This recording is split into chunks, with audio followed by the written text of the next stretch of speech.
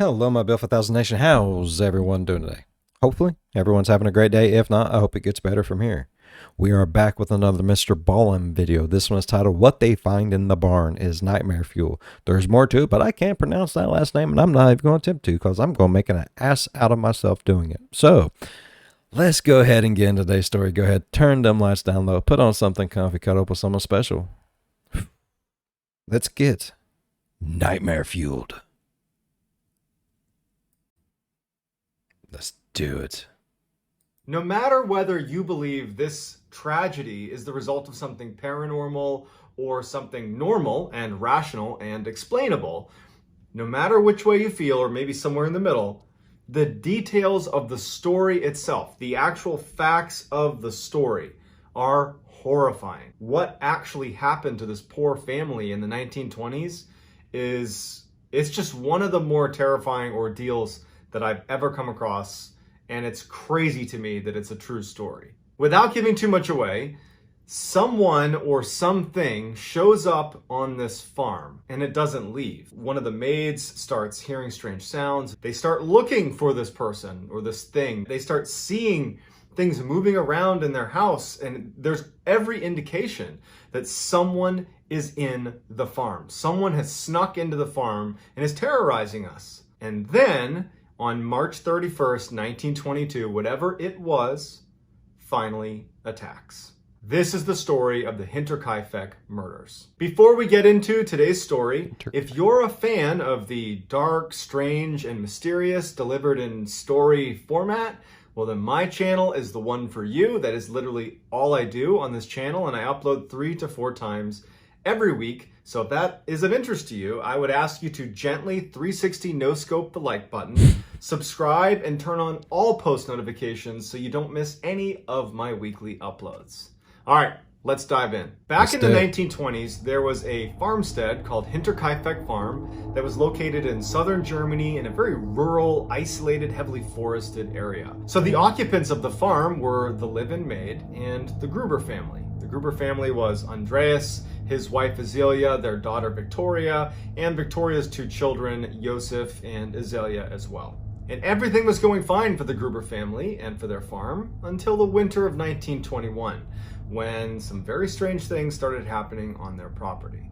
The first one to notice strange things happening around their property was their live-in maid. She spent the majority of her time in the main house, and she was alone a lot of the time.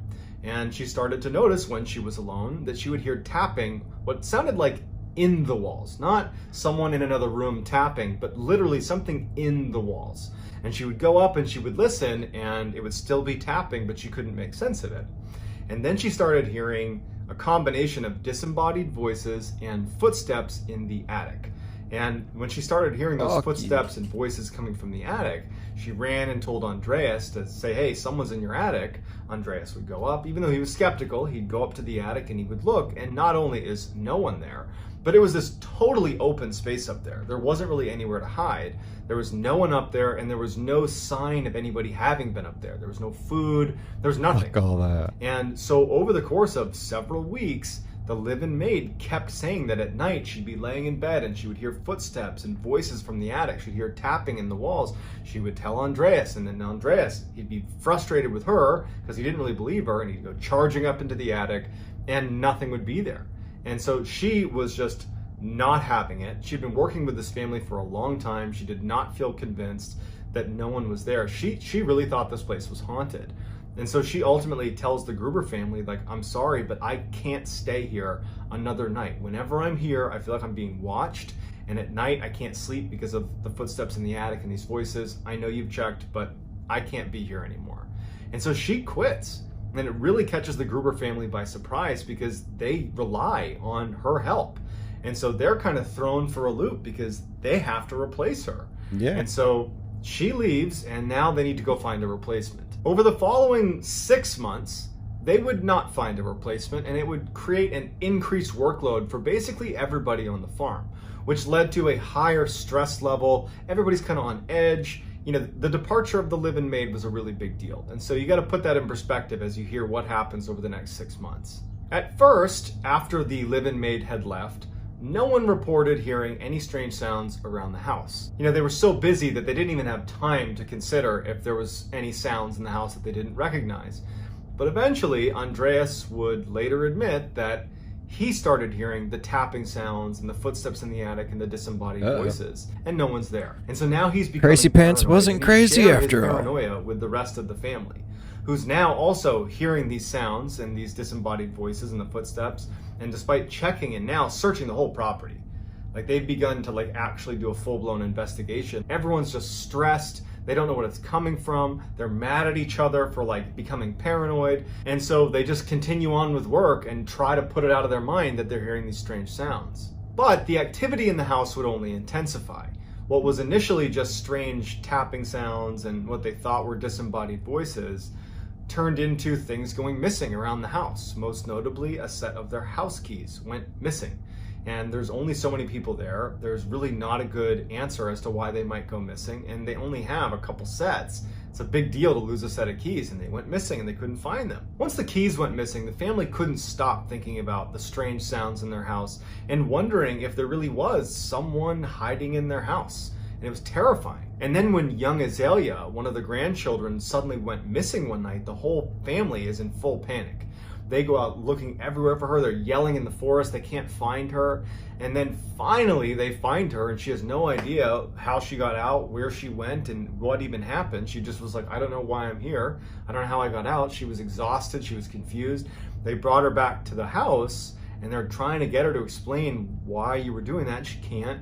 They go back inside, and sitting on the table is a newspaper that Andreas didn't subscribe to. No one in the family had brought. No one even in the area, it would turn out, subscribed to this particular kind of obscure newspaper, and it's just sitting in their house. A couple days after that, they noticed that someone had clearly tried to break into their tool shed, which had loads of tools in there, very expensive. There was a lock on the outside, and there was very deep gashes into the metal. It looked like someone had been, hacking away at the lock to try to break it open.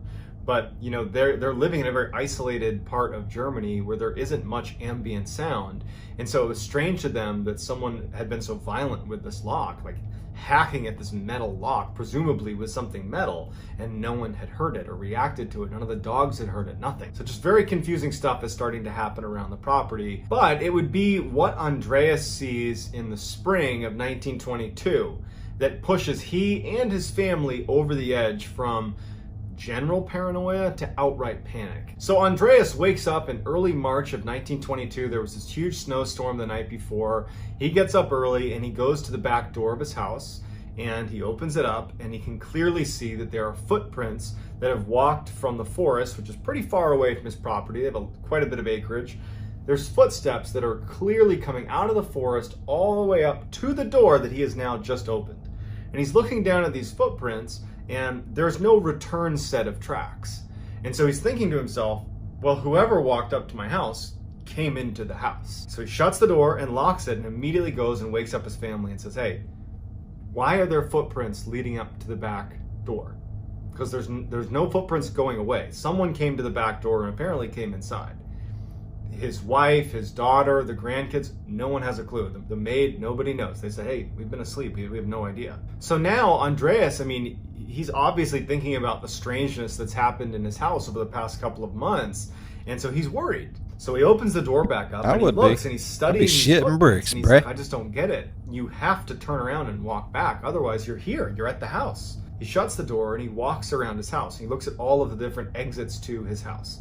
So he looks to see if there's exiting footprints, which it's scaring him thinking about it, which means someone would have come into the house and jumped out a window or gone out another door, but he's just checking.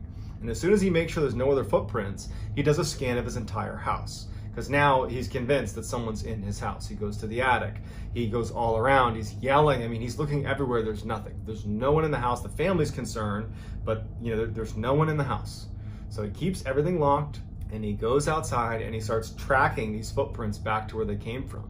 And he walks all the way to the forest, and they just kind of stop abruptly. Like they just started kind of magically at the edge of the tree line and walked right up to his house, but there's no clear origination besides it's just in the forest somewhere. And there's also no clear sense of what happened once they arrived at the door. So That's after doing weird. one more loop around his property, he goes in the barn, he goes in the shed, he goes back in his house, he's checking the attic, he's looking everywhere, and he can't find Right? Where there's feet print, there's feet. And where there's feet, there's legs. Where there's legs, there's a butt. And where there's a butt, someone's attached to it. 9 times out of 10, people never leave home without their asses. Just saying. any indication that some stranger is here. He finally decides that he's going to tell someone about what's been happening at his property. And so they did have a neighbor, Lorenz Schlittenbauer, who was his closest neighbor, who was not really that close, but, you know, a couple hundred yards away. And he goes over and he tells Lorenz everything. I've been hearing sounds. You know, my maid quit because she was hearing sounds. We looked in the attic. We couldn't find anything.